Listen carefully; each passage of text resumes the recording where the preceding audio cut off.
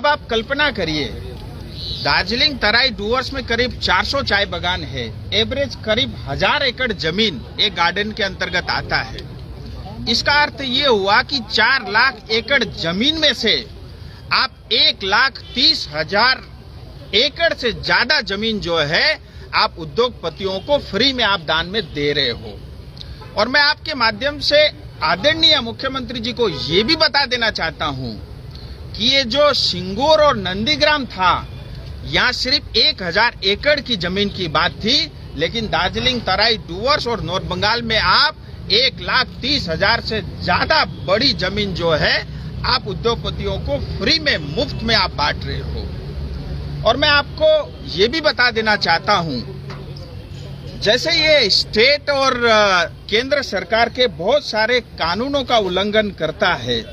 अगर मैं आपको बताऊं, पश्चिम बंगाल लैंड रिफॉर्म एक्ट 1955 के अंतर्गत जो सीलिंग लिमिट है पश्चिम बंगाल में जो लागू है, वो सीलिंग लिमिट से बियॉन्ड अगर किसी को जमीन रखने का अधिकार है, वो सिर्फ टी गार्डन के अंतर्गत है।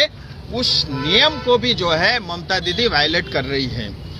दूसरा, पश्चिम बंगाल स्टेट एक्विजिशन यानी West Bengal State Acquisition Act 1953 के अंतर्गत एक स्पेशल प्रोविजन, मैं दोबारा कहना चाहता हूं, एक स्पेशल प्रोविजन 1955 में डाला गया था कि जो दार्जिलिंग में खास करके जो श्रमिक लोग जो चाय बागान में रहते हैं, जो काम करते हैं, उनके पास जो होल्डिंग एग्रीकल्चर जमीन है उसको जो है वापस उनके नाम से उनको पक्का पट्टा बना करके उनकी जमीन वापसी की जाएगी, ऐसी घोषणा हुई थी, ऐसा प्रोविजन था।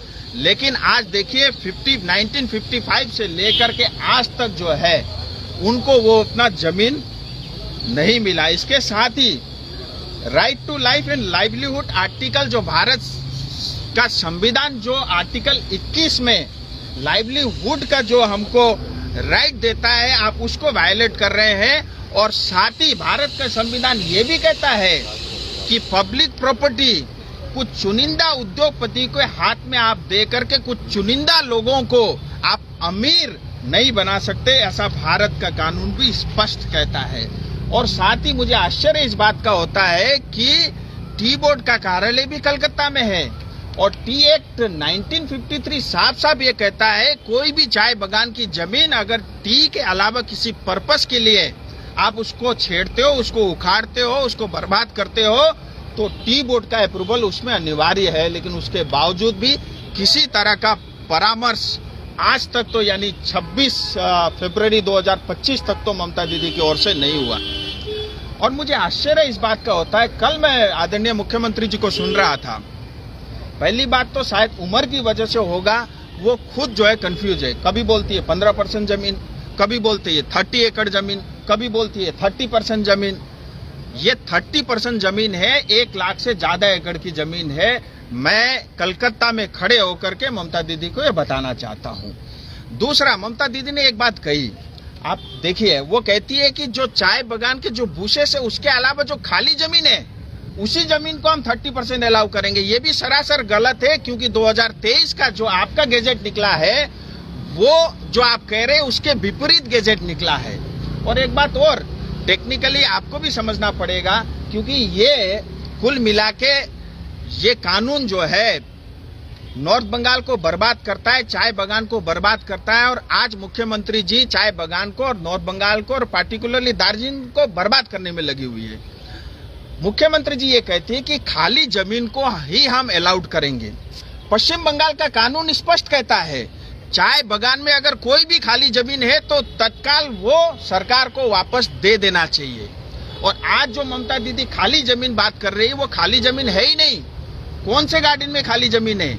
या तो टी के भूसे गांच लगे हुए हैं, दूसरे जमीन हमारे श्रमिकों के हैं, उनके घर है, उनकी खेती बाड़ी है।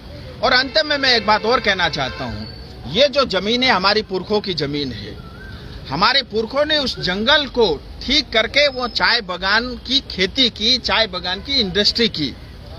और ममता दीदी ने उनको जो जमीन का अधिकार था वो तो कभी नहीं दिया, लेकिन आज हमारी पुरखों की जमीन जिसको सींच के हमने बनाया वो उद्योगपतियों को दे रहे हैं। मैं आपके माध्यम से ये भी कहना चाहता हूँ, अगर ये ममता दीदी बाय फोर्स कानून लागू करती है तो भविष्य में जो भी इसके परिणाम होगी निकलेंगे, उसके लिए जिम्मेदार ममता बनर्जी स्वयं होंगी। मैं फिर कहना चाहता हूं, नंदीग्राम सिर्फ 1000 एकड़ की जमीन की बात थी, यहाँ 1 लाख एकड़ से ज्यादा बड़ी जमीन की आप बात कर रहे हैं और इसको हम लागू नहीं होने देंगे। और मैं ये भी कहना चाहता हूं इन्वेस्टर को, इस तरह के भ्रम में आप ना पड़े, क्योंकि भारतीय जनता पार्टी कभी इसको स्वीकार नहीं करेगी। और आज अगर एक चाय बागान आप 10 करोड़ में खरीद करके उसका 30% यानी 300 एकड़ पे 100 करोड़ का आप होटल बनाओगे तो भारतीय जनता पार्टी भी चुप नहीं रहेगी। यही सब बात आपके माध्यम से मुझे कहनी थी। और आज हमने गवर्नर साहब को सारी बात, भारत के संविधान क्या कहता है, पश्चिम बंगाल का लैंड का कानून क्या कहता है, वहां के श्रमिक का क्या कहना है, और दार्जिलिंग तो देखिए उसकी तो हिस्ट्री ही अलग है। दार्जिलिंग तो कभी सिक्किम का हिस्सा था और जब अंग्रेज आए तो अंग्रेज ने लीज में लिया सिक्किम से। वो 1975 तक जो है सिक्किम को अंग्रेज लीज दिया करते थे। 75 में आकर के जो है मर्ज हुआ भारत के साथ सिक्किम। और जब देश आजाद हुआ, आजादी के बाद जाकर के 1954 में एब्जॉर्ब एरिया एक्ट के अंतर्गत ये पश्चिम बंगाल का हिस्सा बना। इसलिए ममता दीदी का तो इसमें कोई राइट बनता नहीं है। अगर मैं किसी जमीन का मालिक हूं, मैं दान करूं, गिफ्ट करूं, चलता है। लेकिन अगर आप मालिक नहीं हो, आप केयर टेकर हो, लेकिन आप दूसरे को फ्री में जमीन दोगे, उसको हम बर्दाश्त नहीं करेंगे। नॉर्थ बंगाल की जो चाय बागान का जो जमीन देने वाले हैं 30% वो फ्री होल्ड में नहीं देंगे वो। देखिए मैं आपको एक बात बता देता हूं, मैं अभी आपको